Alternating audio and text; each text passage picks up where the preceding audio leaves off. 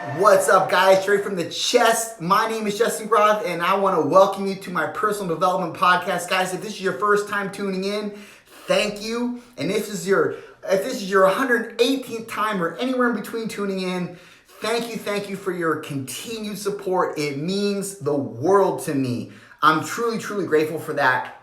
I don't care if it's just one person or if it's 4,000 persons. I don't care. It means so much to me that you guys actually take your time out of your day and listen to me and extend your ear, because this is a time that you'll never get back. And that's why it's so valuable to me. So thank you so much for that, guys.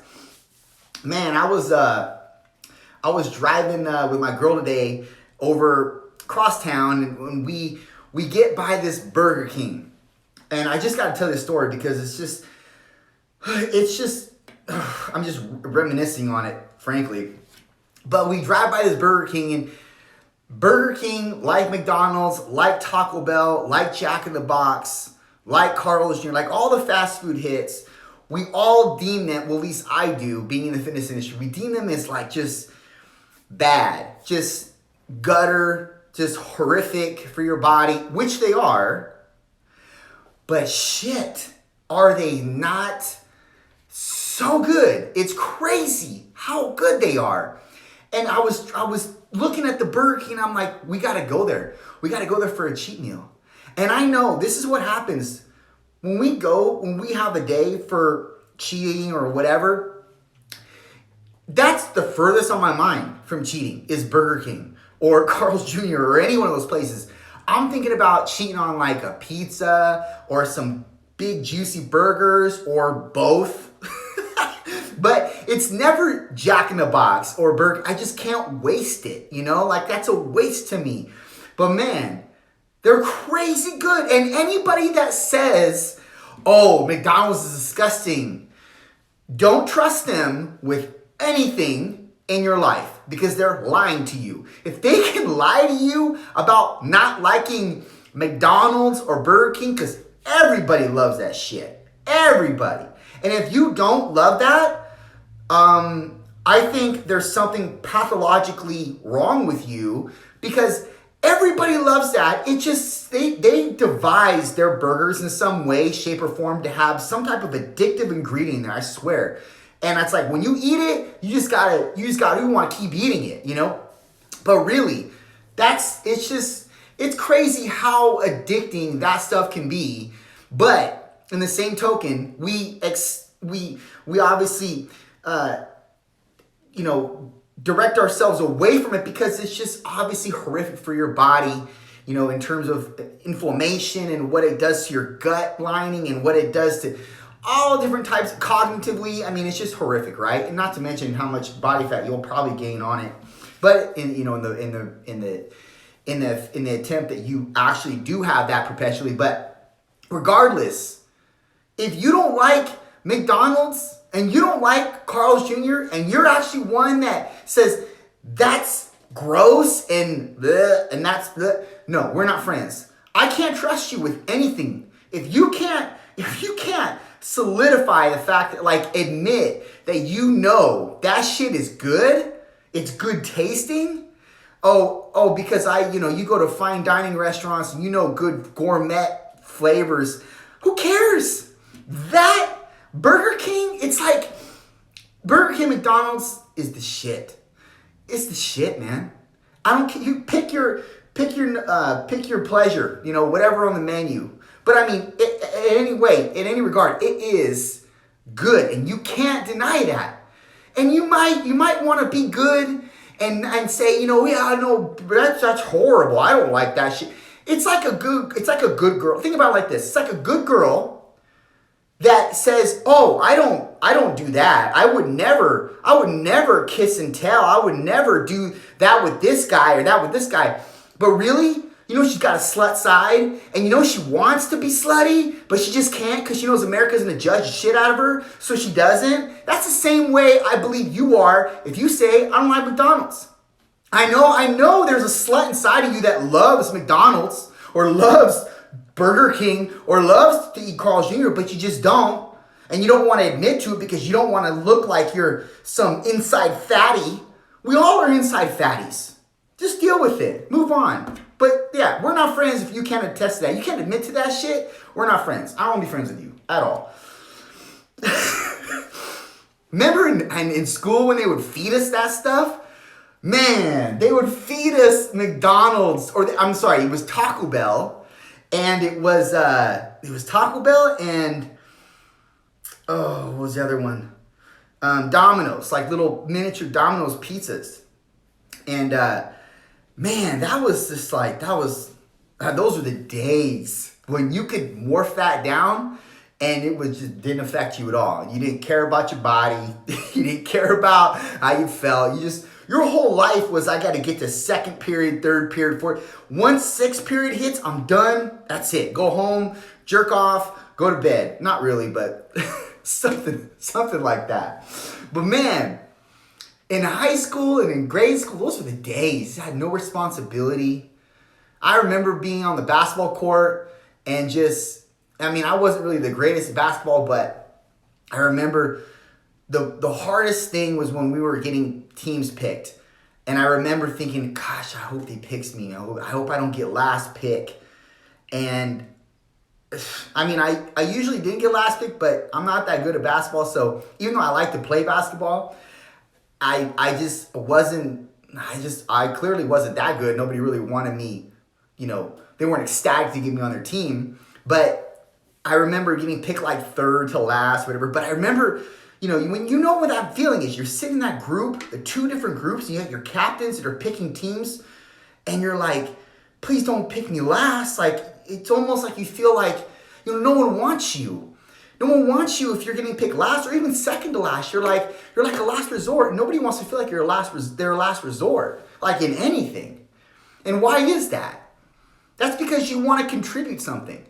You want to be accepted. You want to contribute something. Even if it's something as rudimentary as, basketball, playing a scrimmage. Like, you don't want, at least as a man, I don't think it's gender resolvent. I think it has to do with just being a human being. You want to display your contribution. You want to give your contribution, which is being able to play and showcase your efforts. But at the same time, you want to be accepted too. And when you're not, or when you're accepted but last, you almost feel like, well, you just accepting because there's no one else left. And that's not a good feeling either. But really, that's the entirety of life. That's the entirety of life. You're scraping to do what you love to do, albeit you don't have not everybody has the perfect parameters set up to where they can do everything that they love to do, and they can showcase their talents in a way that makes them money, provides quality of life and meaning, and etc. But that's the race. You're essentially trying to showcase your contribution. But with that comes responsibility. But responsibility is a great thing. If somebody picks you to be on their team, they're telling you in essence, I'm putting my faith in you, like I'm putting an element of trust in you that you can help me win this scrimmage, because nobody wants to go into a scrimmage with the mentality of just let's play to play. They want to win. And so in essence, that's exactly what our life is about. When you can cut it and dice it different ways, but reality is that's what it is. The game of life is a fucking basketball scrimmage. And if you don't want to get picked last, but you want to be able to be on the winning team, you want to be able to contribute, but you also want to have fun doing it. And that's a means of finding your purpose. Our purpose in life is predicated on reality. Reality is our purpose in life is predicated on what we can contribute. So if you can't contribute anything, or if you don't feel like you can contribute anything, which most people that are depressed or have a manic depression or they have a pathology of some sort cognitively, they feel that way. They feel like, I can't contribute anything. What's the point of doing anything anyways? If no one will notice, if it won't help anybody, what's the point of doing all this? And the reality is, if you're on the other end of the court and let's say you don't have a pathology, you don't have a neurological disease or dysfunction of any sort, and you're not depressed, you know that if I take on more responsibility, yes, it's going to be more stressful. Yes, it's going to be harder on me. Maybe I have to manage my quality of life a little bit more intrinsically, but at the same time, it gives me greater meaning. And responsibility is what gives meaning to life. That's it. And responsibility is directly tied or tethered to your purpose. So let me give you an example here. Let's say you want to be, I'm just thinking the easy scenario here because I know this blatantly. You want to be a personal trainer. Okay, so you have to take the courses necessary to become a personal trainer. To do that requires you studying. It requires you maybe obviously doing quizzes and tests, etc., and getting prepared for those quizzes and tests so you can do well. Now, it requires a length of time doing these things. You know, some courses are depending on their credential, are more extensive than others. But all the while, they're equipping you to become smarter, to become more valuable. And it's not because they want you to be valuable for you. They want you to be valuable to other people when you get them in your hands and you're taking care of them. Similar to what doctors have to go through. Years and years, 7 to 9, 10 years of schooling to become a doctor, but because they have to go through those prerequisites in order to deal with people and the actual health, mental health and well-being of them, and to be able to be entrusted to take care of them. Because you can argue that on this planet, a doctor is an end-all be-all. So obviously the extensity that's prerequisited on that doctor to be able to be in the position that he or she's in has to be extensive. It has to be because they're entrusted with a large notion of your life. I mean, the notion of your life. And so, but really, you may think you're doing that to benefit you in the process of you getting your personal training certificate or your degree of any sort. But reality is, you're going through that process so you can contribute something of large magnitude, of scale. It's your contribution that's going to lead into your legacy lead into your purpose that's going to ultimately lead into your legacy. The contribution. But what's gathered from that contribution requires you taking on responsibility. And I'm not saying talking about responsibility in the format of, own up to your actions, such and such. I'm talking about taking on more responsibility, more workload. Those things are meaningful to a human being. They may not mean you're working, like you're doing a labor-intensive job, but in terms of maybe you're taking on responsibility in the format of you're handling more documents, or you have a person underneath you now that is assisting you because you've taken on more scale in your job. But all the while, you're just developing more of a contribution into the thing, the element, the construct that you're working onto. And that's really what means everything as a whole, as a unit in your life. You can argue that if you don't have any responsibility, your life is meaningless. And the exact opposite. If you have much responsibility, to much responsibility one is given, much meaning is also given as well. So I challenge you, right now, in this time, right now, we don't have a lot of, some people responsibilities are taken down, like mine, for example. I'm out of work. I can't train people at the moment. My studio's shut down. And it's honestly given me the ability to be lazy if I want. And I don't necessarily like that because my responsibility has gone down. Therefore, my self-meaning or worth seems like it's also taken a toll. I have to be careful with how I treat myself and how I talk to myself, or how I pre-think or forwardly think, being in the season that I'm in, but knowing that the season that I'm in is being predicated on God and where he wants to take all of us, not just myself. Losing sight of that and getting caught up in the whirlwind of all the external or existential properties that are facilitating around us can get us into a mental fog that we're not able to get ourselves or bring ourselves out of. And that's what leads down the road towards self-medication and then depression and all in an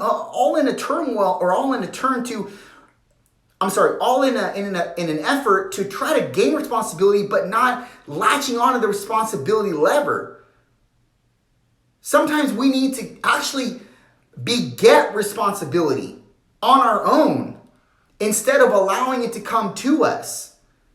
You know, you can make the same argument for somebody in the gym that's training to work, that's training their body and trying to get stronger and bigger. I mean, they can do the bare minimum, but if they want to see the results skyrocket and they want to actually take this thing to the ultimate platform or even somewhere in between, well, they do more work and they grit it out more and they apply more work ethic. What are they doing? In an effort, they're taking on more responsibility. No matter how you can skin a cat thousands of ways. But I'm telling you that this is an area that you can gain more responsibility. If you were in the gym, if you were at your job, you could actually ask the boss, there's something more you want me to do? Is there anything more I can do? Not for a lucrative desire, not in terms of a lucrative desire, but just in the format of like, I want to see what I can give. I want to see what I'm made of. And that's essentially what you're saying when you're saying, give me more responsibility. You either ask God for it or you just pronounce yourself available. But being available to more responsibility will give you an insight on the exact constituents of contribution you actually have to give. And so in this time right now, it's super easy to just fall back. I mean, I'm doing it in some ways too. And I'm trying to get myself out of it because I know when this thing, reverts back, I don't want to be stuck at ground zero and trying to be, climbing the ladder again. That's not my mental construct. I have a different fortitude in me. And even though the time is allowing me to be more consolidated and more actually loose and feeble with things, I don't want to. Because that can ultimately lead to a deterrent of meaning or function in my life, and that can end up turning its head on me and becoming something of a depression or a lack of enthrallment or motivation for the things that I know that I'm gifted in, the things that I know that I'm prepared for.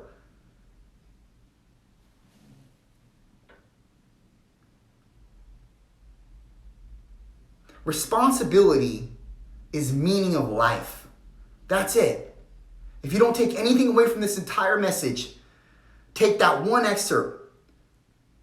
Responsibility is the meaning of your life.